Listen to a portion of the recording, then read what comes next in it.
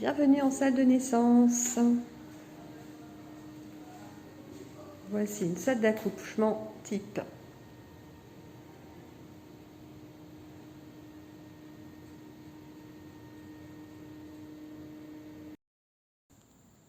Nous allons voir dans cette vidéo comment bien préparer et vérifier tout le matériel d'une salle d'accouchement. Tout d'abord, placez la table d'accouchement au niveau le plus bas. Il faut s'assurer de la présence d'un marchepied qui va aider la patiente à s'installer plus facilement sur la table d'accouchement et qui pourra être très utile en cas d'urgence, notamment lors des situations de dystocie des épaules, lorsqu'il faut la réalisation d'un appui suspubien rapide.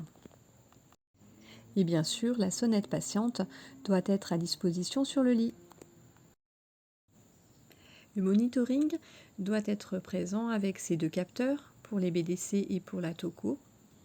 Et bien sûr, les fils doivent être branchés et démêlés. On s'assure également de la présence de sangles de monitoring en réserve ainsi que de gel et de papier d'avance. Il faut la présence d'un brassard à tension relié au monitoring ainsi qu'un capteur de saturométrie à disposition.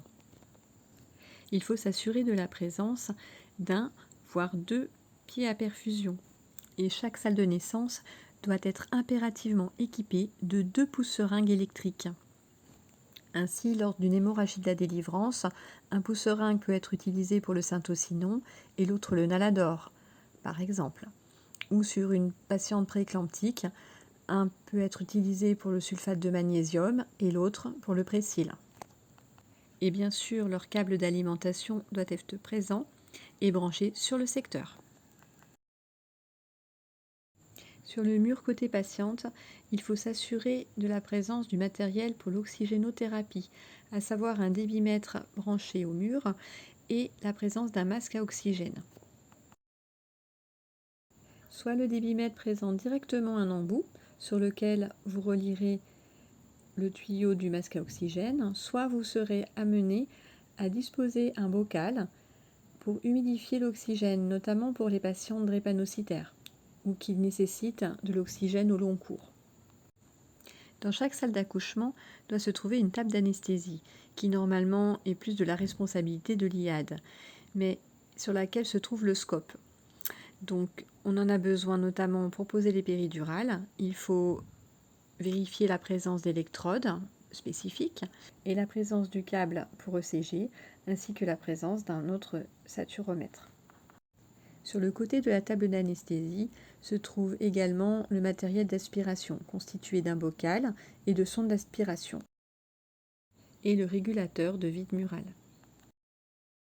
On vérifie que les plafonniers sont fonctionnels, ainsi que la présence du sélytique opérationnel. Et puis il faut s'assurer que la table d'accouchement est prête, à savoir, il doit y avoir la présence d'un kit d'accouchement qui est composé de 2 ciseaux ainsi que de 2 pinces cochères avec un champ bébé. On trouve également une paire de gants stériles, notamment pour la sage-femme, ainsi qu'une seringue héparinée pour la réalisation des lactates et pH au cordon, avec une aiguille bleue pour piquer dans l'artère, et également une petite aiguille rose avec une seringue de 5 cc pour la préparation des 5 unités de syntocinon pour la délivrance dirigée, et un bonnet en jersey pour le bébé. Dans chaque salle d'accouchement, on trouve une chemise d'opéré que la patiente va revêtir à son entrée. Et pour la sage-femme, il faut qu'il y ait à disposition un tablier en plastique avec une charlotte et bien sûr un masque chirurgical propre. Désormais, les salles d'accouchement sont pourvues de tables chauffantes pour réchauffer les bébés et réaliser l'examen du nouveau-né. Et pour ce faire, il doit y avoir la présence d'un stéthoscope fonctionnel. Devrait se trouver également en salle de naissance une pompe à perfusion CAD Solis pour les poses de péridurale avec leur manette d'auto-administration de bolus. Un checklist de la vérification des salles de naissance est à remplir à chaque prise de poste ou avant l'admission d'une nouvelle patiente en salle. Et il se trouve dans ce cahier Spirali. Certains items ne portent pas sur des éléments de la salle de naissance même, mais se trouvent à disposition dans le couloir ou à proximité. Il va s'agir de l'appareil d'échographie qui doit toujours être branché dans le couloir. De la présence du chariot d'anesthésie avec l'appareil d'hémoQ, des dispositifs de ventouse murale qu'il faut vérifier à chaque garde. De la présence du chariot d'urgence et de réanimation et dont le défibrillateur doit être testé de façon hebdomadaire. Même si cela n'apparaît pas sur le listing de la checklist, on doit savoir à tout moment où se trouve la boîte d'hémorragie de la délivrance ou son chariot, ainsi que les boîtes d'éclampsie. Pour la prise en charge de la douleur de nos patientes, notamment en cas de refus de péridurale, le matériel Méopa doit être fonctionnel et la valve doit être toujours attachée. Elle est très fragile. Enfin, il est impératif de vérifier le bon fonctionnement de chaque table de réanimation néonatale.